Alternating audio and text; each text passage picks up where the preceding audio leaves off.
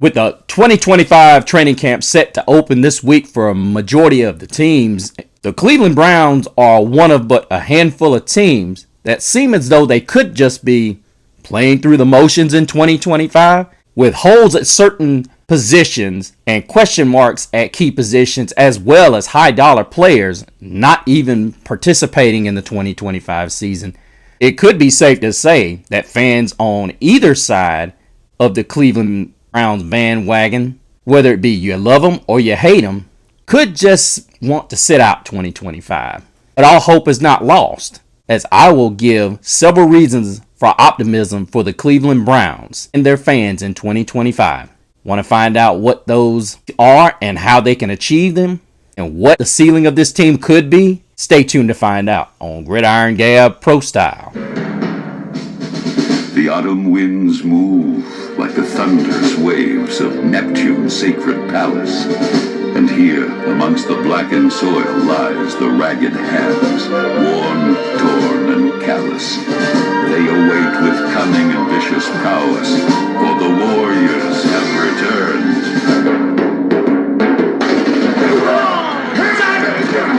Come on, Dutch! Don't do it! Woo! No way! Woo! 85!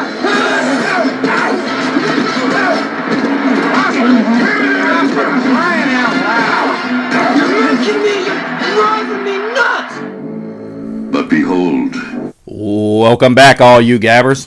Thank you so much for joining us on another edition of Gridiron Gab Pro Style. Of course, you gabbing with the one and only Mr. CeeLo, and I have been on a hiatus, but guys, I can tell you've been checking out my reels, and there have been a couple of you that have chosen to subscribe, and I'm so grateful for that. Thank you so much. I don't have them in front of me at the moment, but I will. Guys, in case you don't know, we're coming up on training camp. Got some important dates coming up.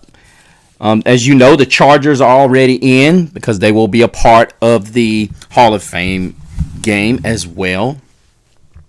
But most of your organizations and franchises will start meeting back with their rookies this weekend.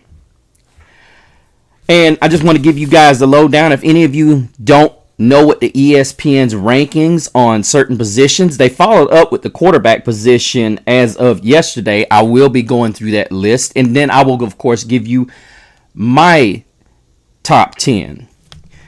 But let us go into, first, where are my manners? Hope you guys have been doing great. We've seen the 4th of July, and guys, the 4th of July always marks the halfway point between off season and when football returns. Now, if you're a college football fanatic like myself, you already know that the kids are getting ready to go back to school here shortly, and that means fall camp goes in, and that means we're only a couple of more weeks into getting into the football season kicking off collegiately. And with that being said, you also get the start of preseason. Now, a lot of you are saying, you'd rather not pay attention to that because it means nothing. However, many of us have optimistic goals for our teams. We see hope when the teams do exceptionally well in the draft or in free agency. But if you're the Cleveland Browns, there's been nothing short of doobie downers, if you will. When you look at just recently with the rookie Keshawn Judkins legalities going on, as well as the re-rupturing of Deshaun Watson's Achilles early in the year, as well as Jeremiah Owusu-Koramora's situation, him not being not going to hit the field for 2025 either.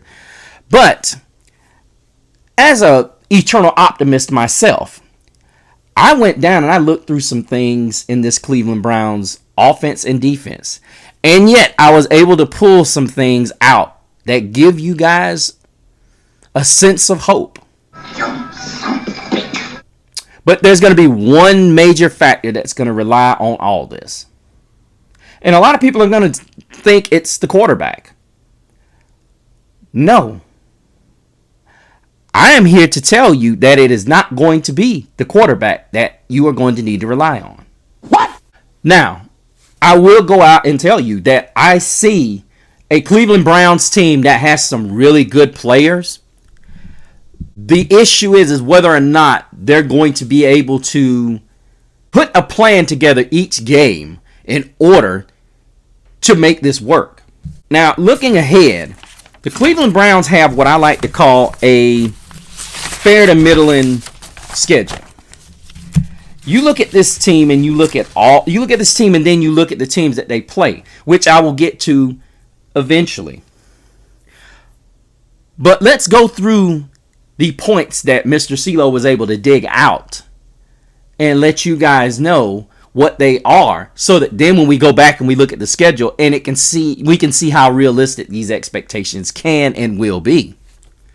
Now, I'm not telling you that the Browns are going to do all of the following things that I'm about to run down. I'm saying that this is a cause for the Cleveland Browns fan base to be optimistic about 2025.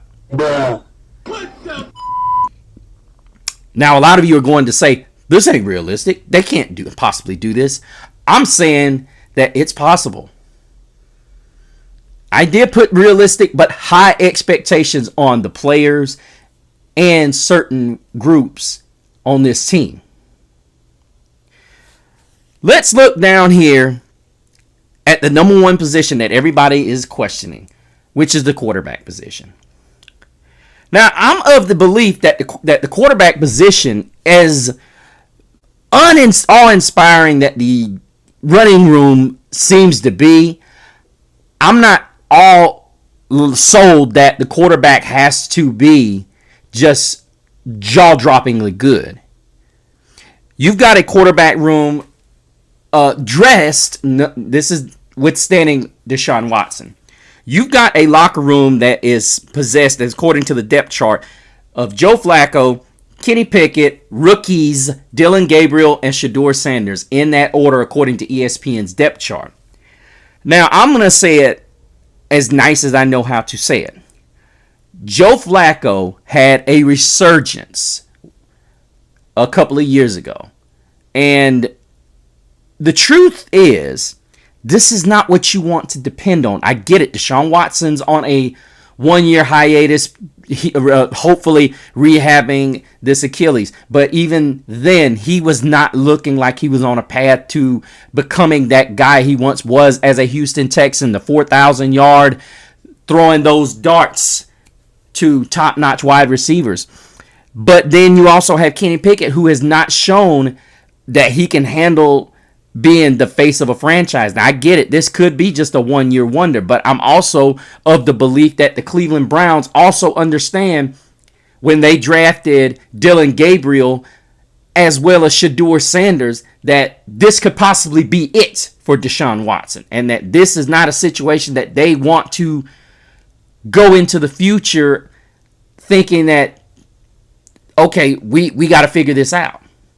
But we all know third and fifth round quarterbacks drafted don't generally become starters or future franchise quarterbacks.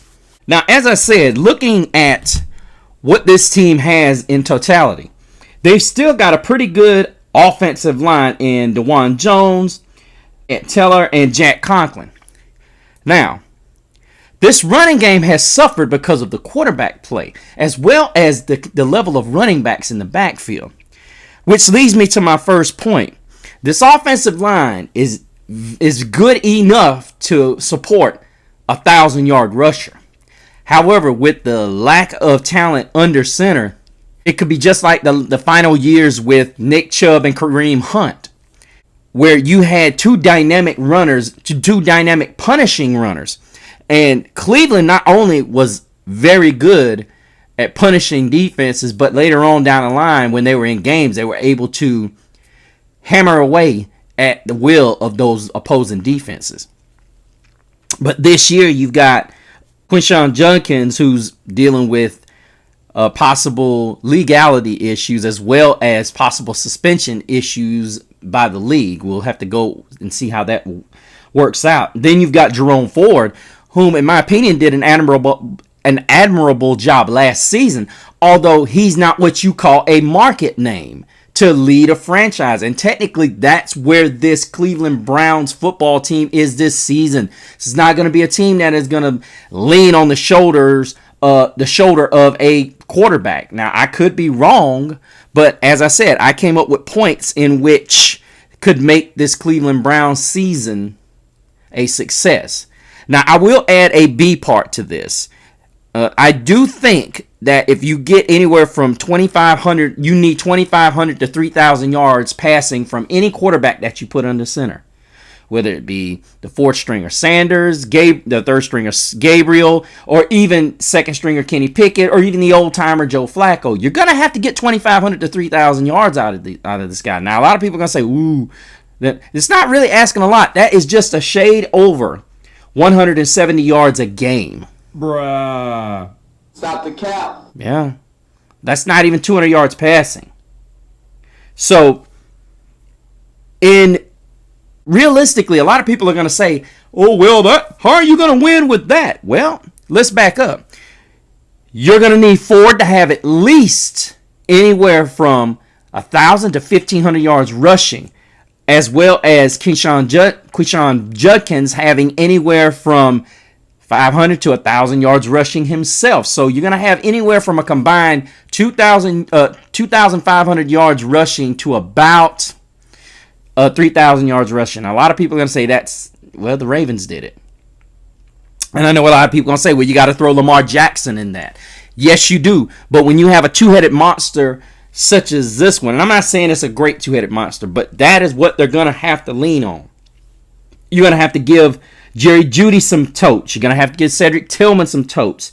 You've got Deontay Johnson, who's you can't deny his talent. It's just, it's to me, it's a situation where now Johnson's got to prove himself. He's going to have to keep his mouth closed. And I think, honestly, now that we're discussing it, he could be a focal point as well. But the point here is that the Browns are going to have at least 2,500 yards rushing for just between those two guys, for them to materialize anything. I know a lot of people are going to say that's unrealistic. Well, no, because it's going to keep down turnovers possibly, which you will see later on is going to be imperative when it comes to the other major points that this team is going to have in order for Cleveland Browns to maintain hope and for this team to move into a possible playoff position and possibly move to a Super Bowl, which is not realistic, but it could happen. Once you get into the playoff tournament, anything can happen, especially with a team like this one. And you'll see why I said that when we move forward. The next thing is when you got a guy like Jerry Jeudy who really has not been able to be the type of player that he's was drafted to be, which is a big home run type of player, a big time number one. He's had some flashes, and I don't like the way the media has portrayed him. He's been a good player, borderline great at times. I think quarterback play has inhibited his abilities. I think he's shown some major flashes, whether it was at Vegas, whether it was at Denver. He's had some moments. He's been, whether it's been injuries or bad quarterback play or inadequate quarterback play, he's been a pretty good player. Then, of course, you got David Njoku, who's had very big moments on very big stages, whether it be Thursday night football, Saturday afternoon, or Thanksgiving, whenever. Njoku always seems to show up when you seem to think that, is he on the team? But then he's also hampered by injuries. He plays hard and tough when he's out there, which is explains a lot of the reason why this guy gets hurt. But then we back up and we see there are some serious weapons on this football team. And then you look at Harold Fainin Jr., the guy whom everybody questioned. Why did they get this guy? The uber-talented, multi-dimensional guy out of Bowling Green that has Deebo Samuel-like qualities. This is the guy, right, that I will tell all of you. Njoku may be the starter, but this is a guy they're going to do a lot of different things with. Would not surprise me if they line him up in the backfield. I'm going to say right now, if this team is going to do anything, this guy has to have 500 yards. He has to have at least a 500 yards in total offense as a rookie, whether it's receptions or rushes. He's going to have 500 total. Now, a lot of people are going to say, ooh, that's not a lot. Well, when you've got Jerry Jeudy on the team and you've got Deontay Johnson and Cedric Tillman, David Njoku, Yeah, that's a lot. Let's move to the next point. And these are the biggest points coming up, you guys. If I don't say anything else, these next three are what's going to push Cleveland into the playoffs and in the Super Bowl position. And I think some of you already know where it's coming because a lot of you guys know your team inside and out, and you already know what the strength of it is.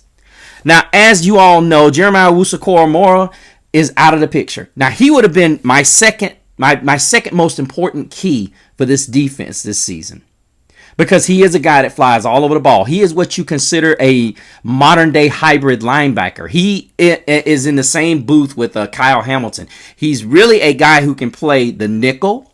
He can play that weak side linebacker. He can play that safety in the box. He can do all those things. He can cover. But he's not going to be in the lineup this season. So what do you have? You're going to have that secondary step its game up. The guys that are your Denzel Wards, your Grant Delpits, your Ronnie Hickmans, your Martin Emersons, and your Greg Newsome IIs. Particularly Grant Delpit and Denzel Ward. These guys, and I'm going to say this as the secondary as a whole, is going to have to be very opportunistic. And what I mean by that, when there are tipped balls, when there are balls thrown behind, opportunities to get hands on balls, they're going to have to be INTs.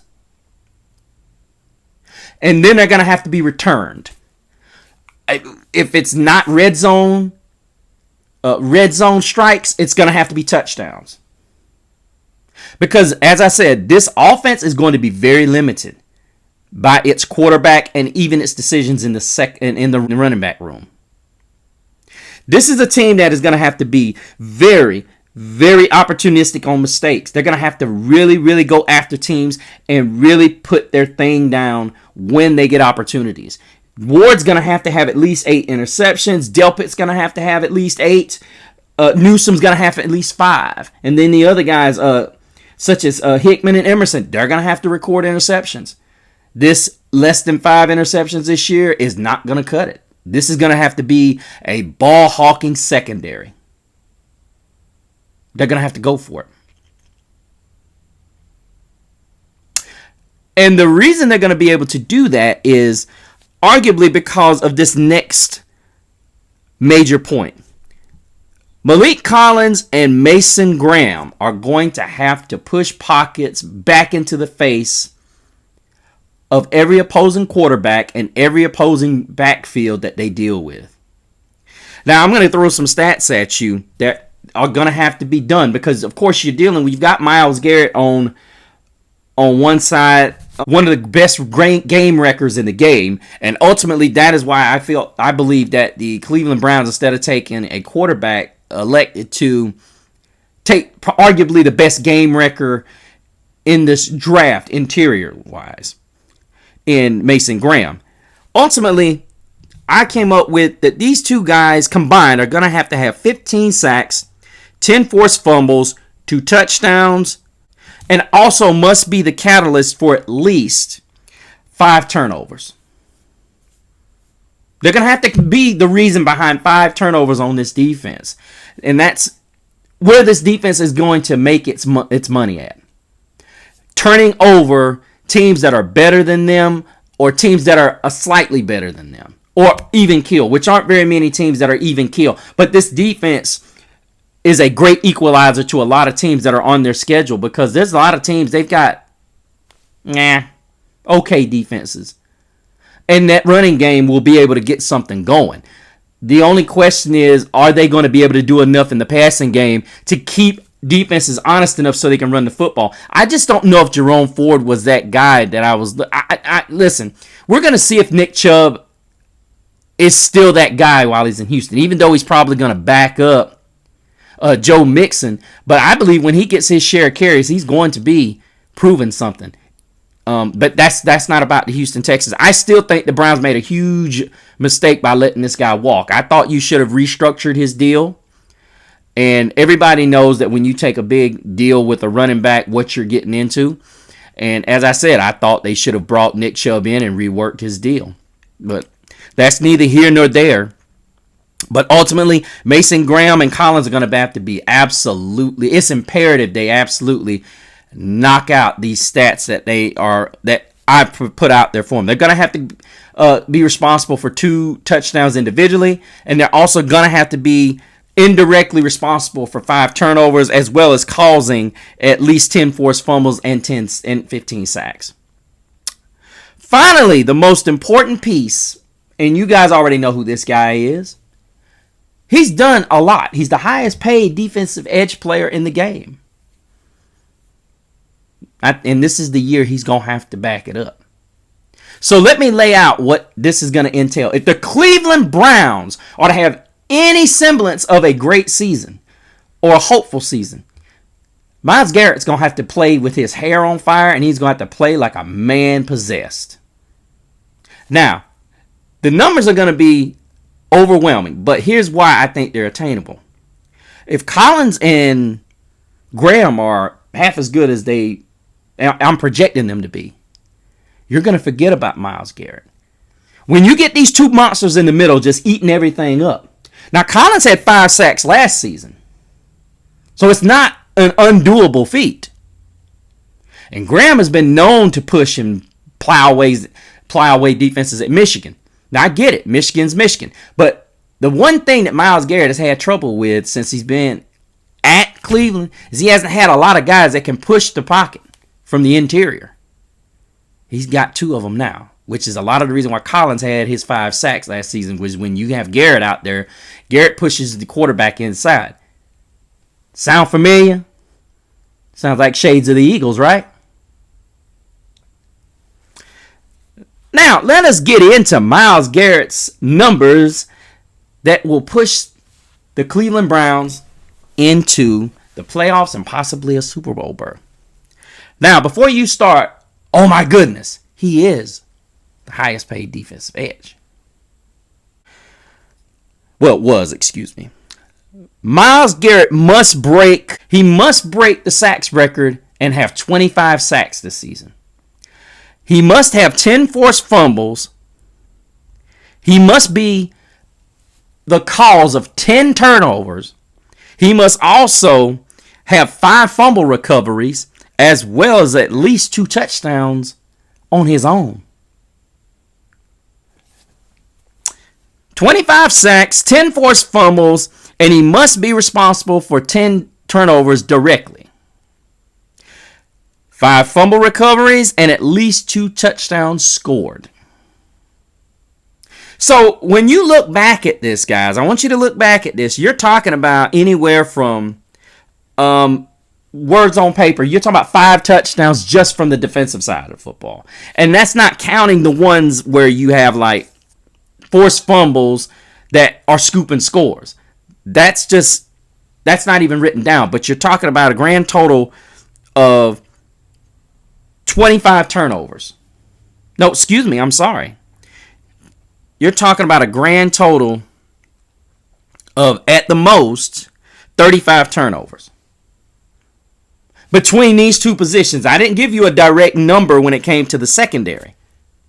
So you're talking about anywhere from a record-setting NFL turnover ratio. And that's if the Cleveland Browns can take care of the ball on offense. Now, keep in mind all of these numbers that we're discussing, because now we're going to look at the Cleveland Browns schedule and how it could affect how this could come about. Now, in my opinion, when we look at the schedule here, they've got 9 to 10 winnable games. And everybody's going to say, how do you count the Cincinnati Bengals? Because you go down the list, I think they can beat the Bengals. The Ravens and the Ravens at home are different. The Cleveland Browns are a different beast when they play anybody in their building. That's a questionable game, so I'm not going to count that one. That's a 50-50 game. So I'm going to go Cincy. Then I'm going to go Vikings, because we don't know what they are. Steelers, we don't know what they are. Dolphins, we don't know what they are. Patriots, we don't know what they are. You got Jets, we don't know what they are. You got Raiders, we don't know what they are. You've got Titans. You've got Bears. You got Steelers, and then you got the Bengals. So you could arguably say you got 11. 9 to 10 range there. Now, let's go down each one that I said. Cincinnati. Cincinnati shored up that offensive line a tad. This team is a nightmare for the Cincinnati Bengals because here's the truth. Two things that the Bengals struggle with. Pass protection and stopping the run. Cleveland's not going to go into this game thinking, okay, Joe Burrow and Jamar Chase going to toast them, or T. Higgins. Because the reality is, quick, short passes, you're going to have guys like Del Pitt. You're going to have Denzel Ward, Del Pitt, and Newsome playing up on the line of scrimmage. They're going to be up on these guys, and they're not going to give them the opportunity to throw the football. Then you look at the Baltimore Ravens game. Now, I imagine this could be a split. Now, a lot of people are going to say, oh, look at the firepower. Well, I look at the pass rush. Baltimore has not had that great of a pass blocking lately. And they have not been good run blocking as well either. The last couple of seasons have tailored off. A lot of the reason why the Ravens have ran the ball so successfully is because Todd Monken has done a good job game planning and misdirecting teams. And let's just admit, when you got a combination of Lamar Jackson coupled with Derrick Henry, you have to get Henry before he gets going. And then you have, it's the same thing with Lamar Jackson. You got three guys on that team. You better get them stop before they get started. And the other one being Zay Flowers. But I say to you that the Cleveland Browns are the perfect antidote for a lot of football teams if they can just get the quarterback play under control. This was a playoff team just a few seasons ago. You got an elite defense. Then you look at the Green Bay game. Green Bay, it is a game in Cleveland, so this could be a game that they could give them a fight. Green Bay does have trouble stopping the run at times. They did shore that up a little bit, but it's going to all depend on whether or not turnovers. Jordan Love has shown times he doesn't take care of the football. And Aaron Jones at times has not taken care of the football, even though he doesn't put it on the ground a lot, but he's shown times that he won't take advantage of. No, he will not take care of the ball. Detroit Lions could be hit or miss. The Lions are a team at times they can get out there and they can get crazy, but they are a high-powered offense, and at times they have not shown a good offensive line. Their offensive line has been leaky at times. However, the one thing the Lions like to do is lean on that offensive line in the running game. And, of course, they got Sonic and Knuckles. This is one that no matter what, unless they can just make Jared Goff totally uncomfortable, I see this going down as an L. But then you look at the Vikings game. We don't know what J.J. McCarthy is going to do. And if Myles Garrett gets to that offensive line, which was the downfall of Sam Darnold last season, this could be a blowout win their way because they could score 21 points on turnovers. Then, as I said about the Steelers, the Pittsburgh Steelers are just as much as an unknown as the Browns are. The difference is I'm more sold on Cleveland's defense because right now there's no T.J. Watt and there's no Minka Fitzpatrick, and the questions are piling up about what they're going to do with Jalen Ramsey. I think this is a situation that the Cleveland Browns can take advantage of. We've seen the Browns play Pittsburgh on a Thursday night and make them look bad. Then you've got the Dolphins, unknown. We know what has happened in the past with that offensive line in Miami. They have not made a real effort to make this offensive line good. I mean, ever since they made that trade a few years ago, it seems like forever now, with Laramie Tunsil, when Deshaun Watson was still there, they still have yet to get a dominant offensive line, and which is the reason why Tua Tagovailoa has not been able to finish a full season yet. And I think this is a game where this is going. Myles Garrett, Mason Graham, and Collins are going to just tee off on that offensive line. Then, of course, you got the Patriots who are still rebuilding. And then you got the Jets. Then you've got the Jets coming out of a bye week. The Jets haven't shown to me that they can stop the run. They made some moves in the offseason. But if this is one of those games where they're running the ball, I'm taking the Browns in this one, even though the Jets do have Breece Hall. That offensive line for the Jets hasn't shown me that they're capable of doing what they do. And with this defensive front they have, not a good recipe. Then, of course, you got the Ravens in that rematch. As I said, anything can go with this defensive front. Then, of course, you got the Raiders and Pete Carroll. I think Pete Carroll's done an admirable job putting this offense and defense back together in his first year. But I think ultimately I definitely think this is going to be an interesting matchup with Ashton Jeanty versus this defensive front. And I don't know if Geno Smith is one that has, since his resurrection, he's been one to take care of the football. However, I don't know if I don't know if they're going to have enough to do it. I think this is going to be a victory for Cleveland. I think what's going to happen is this offensive line is still shaky. I think Geno Smith is going to have one of those turnover-prone games, and this is where it goes from there, and I think it's another win. 49ers are a wild card because ultimately they've made some changes. Of course, there's no Deebo Samuel anymore, and of course there's some issues with Juwan Johnson wanting out or he wants a new contract or a trade. Then, of course, Ayuk is coming off of an injury, so you don't know what you're getting there. McCaffrey, same thing, even though it is Christian McCaffrey.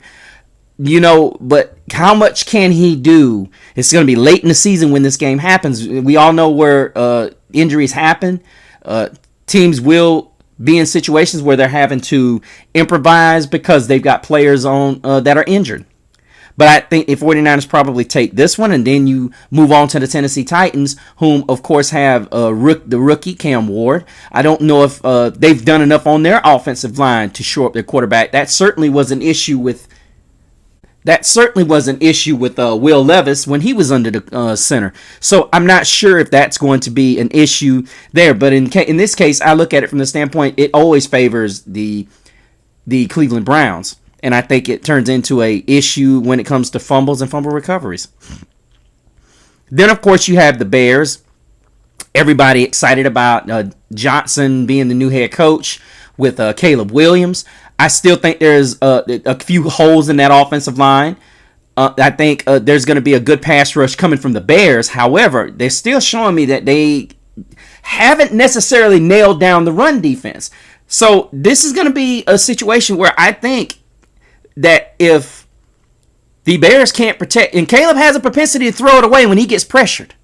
This is a game that could go either way, but I'm going to go ahead and I'm going to say this is going to be a game that I believe first-handedly, if they're playing out their mind like I'm projecting them to do, they're going to win this game.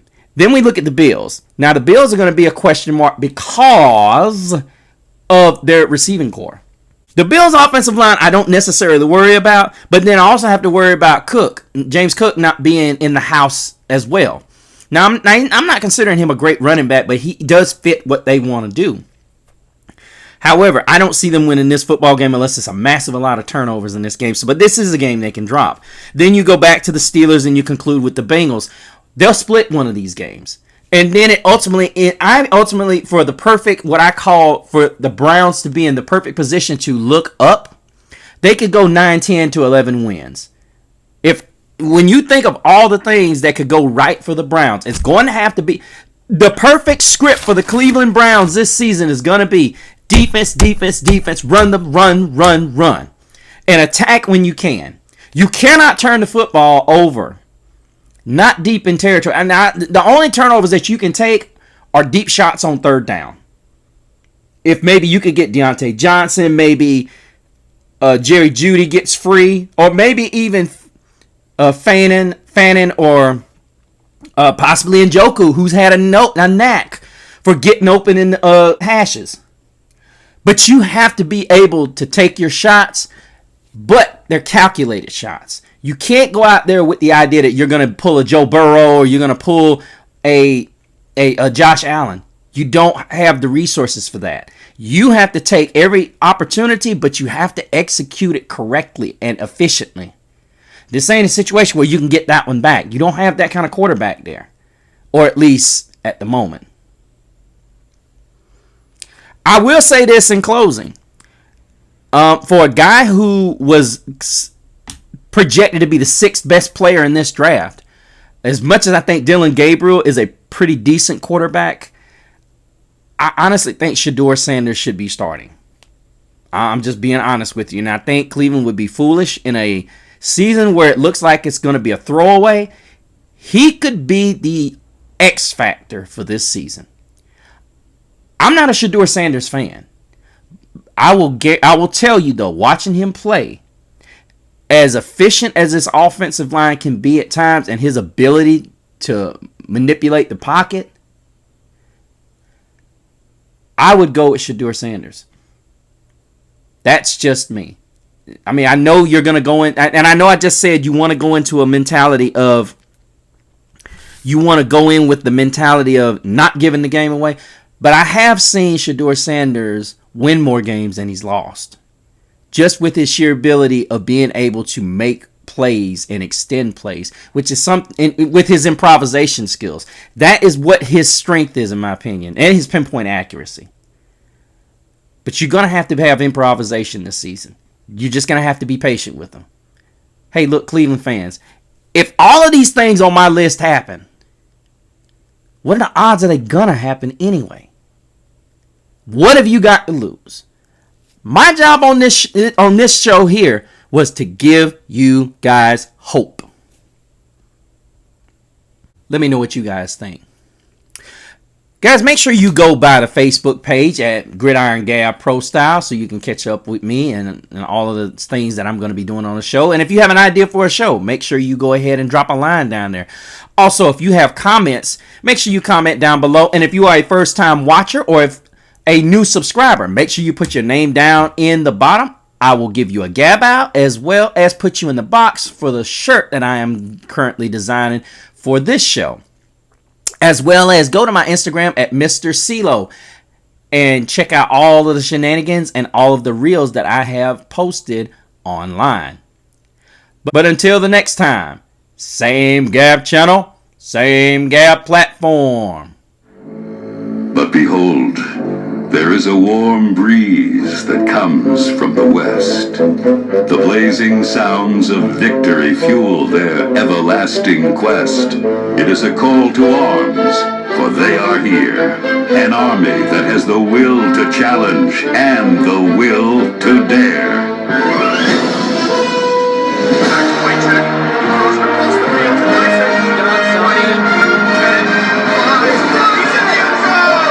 You ain't giving up. You hear?